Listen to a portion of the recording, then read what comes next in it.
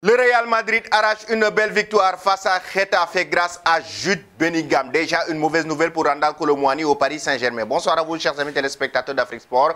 C'est un plaisir de vous retrouver dans votre journal du soir, le récapitulatif des informations sportives de la journée. Mais avant de débuter, abonnez-vous sur cette chaîne pour ne rien rater de l'actualité. Et n'oubliez pas d'activer la cloche de notification. Chers amis, nous allons débuter ce tour de l'actualité avec une triste nouvelle. Il s'agit du décès de la légende du football malien, Salif Keita. Oui, le légendaire Salif Keita est décédé. Le football africain est en deuil. Ce samedi, la Fédération malienne de football a annoncé le décès de la légende Salif Keita à l'âge de 76 ans. Le premier ballon d'or africain de 1970, Salif Keita Domingo, a tiré sa révérence. Le monde du sport au Mali et particulièrement celui du football qui a adressé ses condoléances à la famille de Salif Keita, mais aussi à la nation malienne, a écrit l'instance sur Twitter passé par le Real de Bamako et le Stade malien durant les jeunes années. L'attaquant s'était aussi fait un nom en France en devenant une légende à l'AS Saint-Etienne entre 1967 et 1972. Celui qui a été surnommé la Panthère Noire, Salif Keita, est donc décédé. Nous présentons nos condoléances au Stade malien, mais aussi au football africain. Chers amis, après cela, nous allons parler maintenant de championnat anglais avec la Premier League, notamment Manchester City,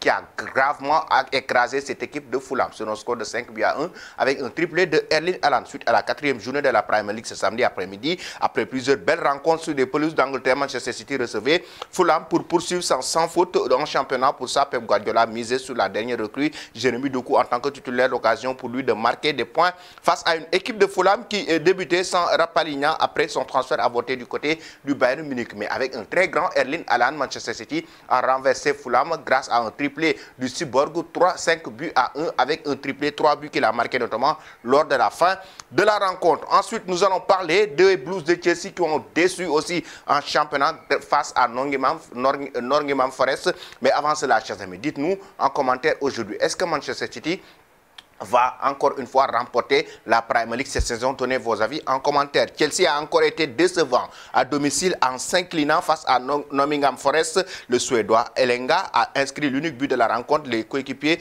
de Malo Gusto et Alex Disasi n'ont pas su faire la différence dans ce match avec une faible animation offensive. Seuls 2 attaquants étaient titulaires au coup d'envoi, Sterling et Jackson. De son côté, Brentford a arraché le nul face à Bournemouth dans le temps additionnel. Que pensez-vous, chers amis, de cette équipe de Chelsea? Vous donnez vos avis en commentaire. Nous allons maintenant parler de Randal Kolo Muani. Déjà une mauvaise nouvelle pour le joueur français du côté du club de la capitale française au Paris Saint-Germain, accroché d'entrée en Ligue 1 française par Lorient au Parc des Princes. Le Paris Saint-Germain a été également contraint au partage des points à Toulouse, un but partout lors de la 2e journée, ne serait-ce qu'en 3e journée que les hommes de Luis Enrique aient pu obtenir leur première victoire de la saison en championnat, 3-1, mais Paris ne peut pas donc compter sur sa nouvelle recrue Randal Kolo Muani pour ce match qui n'est autre que Randal Kolo Muani.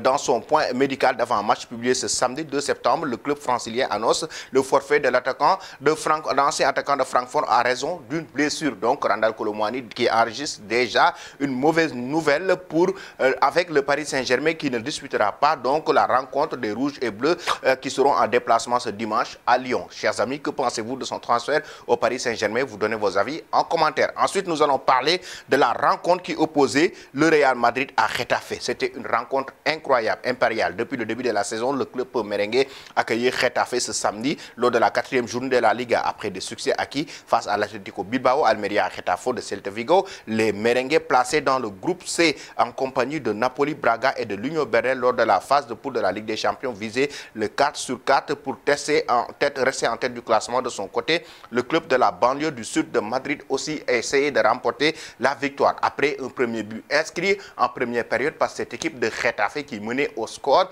C'est du côté de Joselu qui a égalisé pour le club merengue, le Real Madrid, notamment en 2e période, après déjà un premier but qui a été refusé en première période. C'est à la toute dernière minute de jeu lors des temps additionnels que le Real Madrid a su prendre le dessus grâce à un Jude Bellingham XXL. L'international anglais se mue en renard de surface suite à une frappe puissante au ras de terre de Vasquez, mal dégagé par Soria. Bellingham s'extirpe de son marquage, se retrouve seul face au potier et pousse le ballon au fond des filets et permet à cette équipe du Real Madrid d'enregistrer une excellente victoire face à cette équipe de Getafe. Jude Bellingham qui s'enflamme et Madrid qui félicite le joueur anglais. Chers amis, que pensez-vous de cette belle victoire du Real Madrid? Vous donnez vos avis en commentaire. Toi qui me suis et qui n'es pas encore abonné, c'est le moment de le faire et n'oublie pas d'activer cette cloche de notification. Merci et très belle soirée.